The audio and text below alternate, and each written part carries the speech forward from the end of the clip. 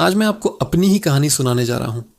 एक ऐसी कहानी जिसने मेरी रातों की नींद और दिन का चैन छीन लिया है।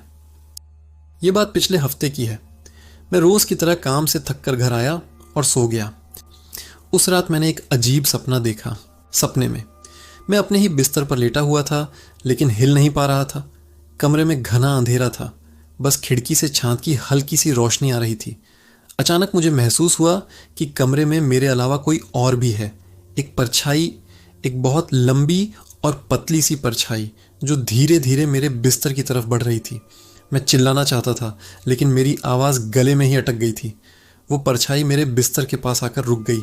उसका चेहरा अंधेरे में साफ नजर नहीं आ रहा था, लेकिन उसकी दो आंखें वो अंगारों की तरह चमक रही थी। मेरे शरीर में डर की एक लहर दौड़ गई।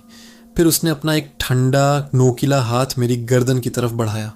उसकी पकड़ बर्फ जैसी ठंडी थी और नाखून इतने तीखे थे कि मुझे लगा जैसे वो मेरी चमड़ी के अंदर धंस रहे हैं। मुझे एक तेज़ जलन महसूस हुई और फिर मेरी आंख खुल गई। मेरा पूरा शरीर पसीने से भीगा हुआ था और दिल ज़ोर ज़ोर से धड़क रहा था। मैंने राहत की सांस ली। शुक्र है, बस एक बुरा सपना था। मैं उठकर पानी पीने के लिए बाथरूम गया।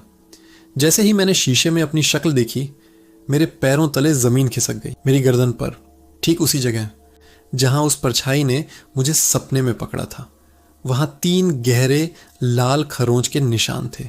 निशान बिल्कुल ताज़े थे, जैसे अभी अभी किसी ने मुझे नोचा हो। ये कैसे हो सकता है? सपना हकीकत कैसे बन सकता है? मैं अकेला रहता हूँ, कमरे का दरवाज़ा अंदर से बंद था, तो फिर ये निशान कहाँ से आए? उस रात के बाद से मुझे हर रात वही सपना आता है। वही कमरा, वही अंधेरा और वही परछाई। हर रात वो मेरे और करीब आती जाती है।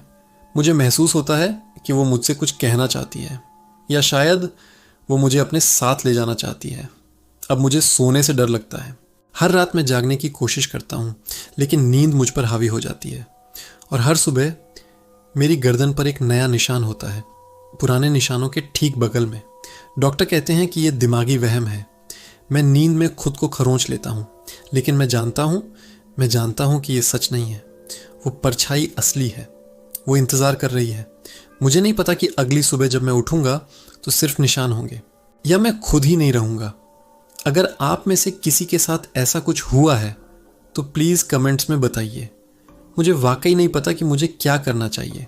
इस कहानी को अपने दोस्तों के साथ भी शेयर करें, शायद कोई मेरी मदद कर सके।